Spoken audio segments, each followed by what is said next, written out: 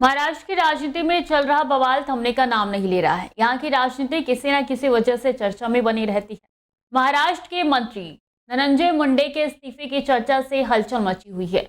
मुंडे से अलग रह रही उनकी पहली पत्नी करुणा मुंडे ने दावा किया था कि वो सोमवार को बजट सत्र शुरू होने से पहले इस्तीफा दे देंगे। सूत्रों की माने तो सीएम देवेंद्र फडणवीस ने भी मंत्री धनंजय मुंडे को इस्तीफा देने के लिए कह दिया है। बीड में सरपंच संतोष देशमुख हत्याकांड में नाम जुड़ने से सरकार पर उनका इस्तीफा लेने का लगातार दबाव बढ़ रहा था। सीएम ने यह फैसला सरपंच संतोष देशमुख हत्याकांड के फोटो सोशल मीडिया पर वायरल होने के बाद लिया है।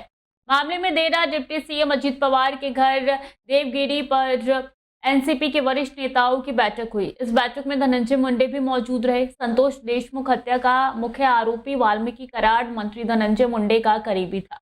खुद धनंजय मुंडे भी कई बार सार्वजनिक तौर पर कह चुके हैं कि वाल्मीकि कराड उनका बेहद करीबी है। अब हत्या की तस्वीरें सामने आने के बाद धनंजय मुंडे पर इस्तीफे का दबाव बढ़ गया है। धनंजय मुंडे की पत्नी करुणा शर्मा मुंडे ने रविवार को दावा किया था कि धनंजय मुंडे बजट सत्र से पहले इस्तीफा दे देंगे।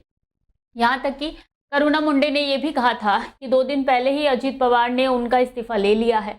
उन्होंने ये भी कहा था कि धनंजय मुंडे इस्तीफा देने के लिए तैयार नहीं थे, लेकिन अजीत पवार ने जबरन उनका इस्तीफा लिखवाया था। इस्तीफे को लेकर ऐसा कहा जा रहा है कि सरकार उनके इस्तीफे का कारण बीमारी को बताएगी। धनंजय मुंडे को बेल्स पाल्सी नामक बीमारी है, जिससे उन्हें लगातार बोलने में दिक्कत हो रही है।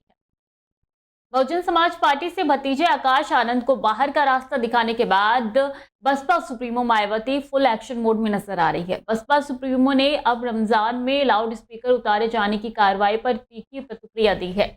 उन्होंने इसे मुस्लिमों के साथ सौतेला व्यवहार करार दिया है और कहा है कि सरकार को बिना पक्षपात के सभी धर्मों के साथ एक जैसा बर्ताव करना चाहिए। बसपा सुप्रीमो ने इससे आपसी सौहार्द बिगाड़ने की भी संभावना जताई है और कहा है कि सरकार को इस पर ध्यान देना चाहिए। बसपा सुप्रीमो मायावती ने अपने सोशल मीडिया अकाउंट एक्स पर रमजान के दौरान लाउड स्पीकर उतारने के अभियान पर बयान दिया है और कहा है कि भारत सभी धर्मों को सम्मान देने वाले धर्मनिरपेक्ष देश है।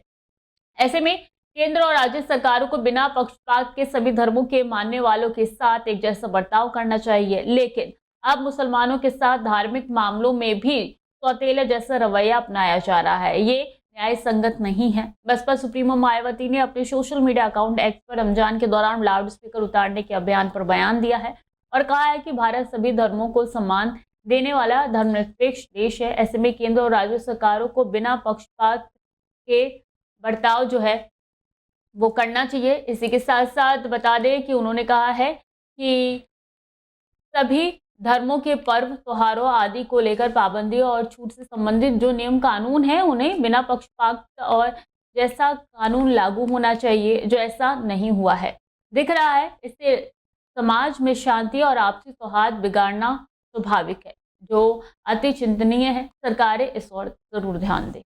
खबर अयोध्या से है। बता दें कि अयोध्या में राम मंदिर में दर्शन का समय अब और बढ़ा दिया गया है। वहीं अब आज से मंदिर सुबह 7 बजे के बजाय 1 घंटा पहले खुले थे। राम मंदिर ट्रस्ट के मीडिया प्रभाग ने ये जानकारी दी।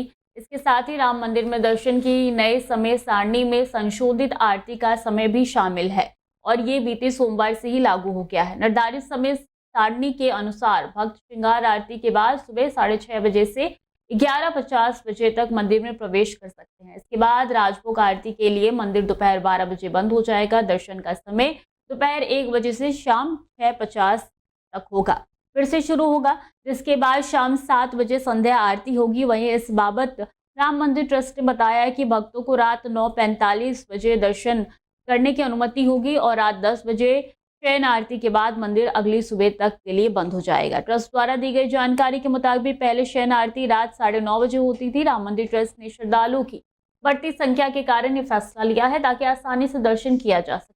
दर्शन और अनुष्ठान के लिए शाम को लगभग आधा घंटा और सुबह 1.5 घंटे जोड़कर कार्यक्रम को समायोजित किया जाएगा।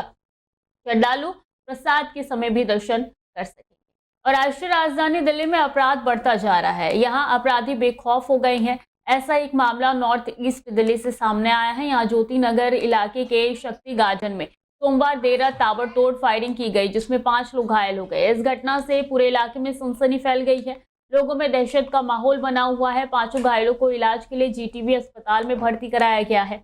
बताया जा रहा है कि आपसी रंजिश के चलते ये फायरिंग की गई है। DCP north east Abhishek Mishra ने कहा है इस घटना में 5 लोग घायल हुए हैं। घायलों को अस्पताल में भर्ती कराया गया। ज्योतिनगर थाने में मामला दर्ज कर लिया गया है। घटना में शामिल लोगों के बारे में हमारे पास कुछ सुराग है। आगे की जांच की जा रही है। पुलिस द्वारा आसपास लगे सीसीटीवी कैमरों को खंगाला जा रहा है। पुलिस ने बताया कि 3 मार्च की रात करीब 9 बजे ज्योति नगर थाना क्षेत्र में पुलिस को फोन आया जिसमें फायरिंग की बात बताई गई। फोन करने वाले ने बताया कि उसके बेटे को एक व्यक्ति ने गोली मार दी है। घटना की सूचना मिलते ही पुलिस की टीम मौके पर पहुंची। वहां पता लगा कि 2 पक्षों के बीच फायरिंग की गई है जिसमें 5 लोग घायल हुए हैं। पुलिस ने क्राइम टीम और एफएसएल टीम को घटनास्थल पर निरीक्षण के लिए बुलाया। टीम ने यहां से खाली कारतूस और एक जिंदा कारतूस बरामद किया है। पुलिस ने मामले दर्ज कर लिए हैं।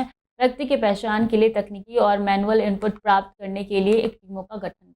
और आम आदमी पार्टी को दिल्ली विधानसभा चुनाव में हार मिली है। आम आदमी पार्टी सुप्रीमो अरविंद केजरीवाल को चुनाव नहीं जीत पाए हैं।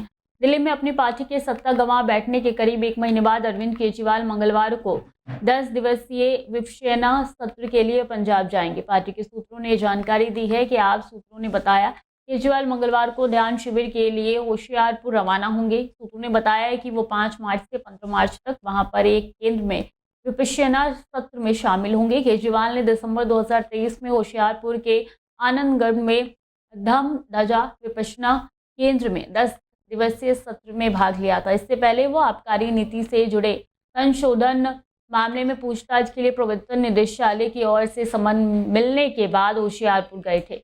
5 फरवरी के दिल्ली विधानसभा चुनाव में नई दिल्ली सीट से चुनाव हारने के बाद केजरीवाल सार्वजनिक रूप से सामने नहीं आए हैं और उन्होंने खुद को पार्टी से संबंधित गतिविधियों तक के लिए सीमित रख दिया है। आम आदमी पार्टी ने भारी जनादेश के साथ 2015 से 2024 तक दिल्ली पर राज किया था, लेकिन इस हालिया विधानसभा चुनाव में वो 70 सदस्यीय सदन में 22 सीट पर सिमट गई। बीजेपी ने 48 सीट जीतकर यहां केजरीवाल की पार्टी का वर्चस्व खत्म कर दिया। मनीष सिसोदिया, सौरभ भारद्वाज, सत्येंद्र जैन, सोमनाथ भारती समेत आप के कई बड़े नेता चुनाव हारे।